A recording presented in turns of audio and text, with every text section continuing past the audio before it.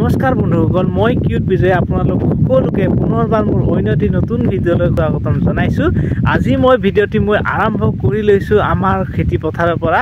এতিয়া যিহেতু বড়ো ছিজন, বড়ো ধানৰ খেতি কৰে, আমাৰ বড়ো ধানৰ খেতিৰ ছিজন। এতিয়া আমি বড়ো ধান খেতি কৰিছোঁ। এইবাৰ মানে এতিয়ালৈকে লগোৱা নাই, মানে বড়ো ধান ৰোৱা নাই, এতিয়ালৈকে ৰোৱা নাই, মাটি মানে চহাই ৰাখিছোঁ।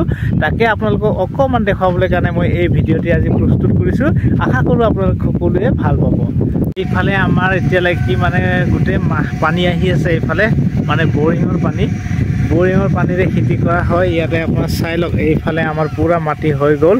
কাইলৈ মানে এতিয়া ধান লগাবই। এইফালে আমাৰ ৰচুনৰ খেতি আছিলে, পিঁয়াজ আৰু ৰচুনৰ। এইফালে আছিলে মাঘিয়া আলু। এইখিনি মানে আমাৰ ধান খেতি বেছি নহয়। এইবাৰ বহুত কষ্ট, মানে বড়ো ধানৰ খেতি যিহেতু বহুত কষ্ট, সেয়ে আমাৰ এইবাৰ মানে 5 বিঘা মানে কৰিছোঁ। মানে বাৰিষাত ৰোৱনীক পইচা দিবলৈ কাৰণে মানে এই বড়ো ধানখিনি খেতি কৰা হয়।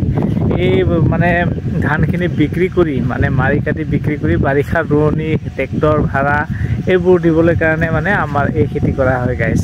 তো মানে ধুনীয়াকৈ আমি এইবাৰ খেতিটো কৰিব আৰম্ভ কৰিছোঁ।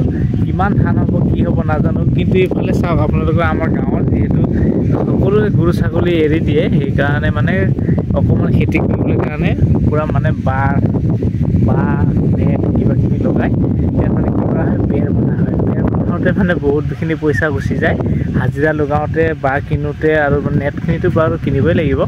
তো গতিকে মানে বহুত খৰচা হৈ যায়। মানে খেতি কৰাৰ যি মানে মূলধনতে বহুতখিনি পইচা গুচি যায়। লাভটো আৰু নক'বই গাইজ, মানে হ'লেতো হ'ব, নহ'লেতো নাই, আৰু লটাৰী তেনেকুৱা গাইজ। তো আপোনালোকে মোৰ ভিডিঅ' আশা কৰোঁ সকলোৱে ভাল পাব।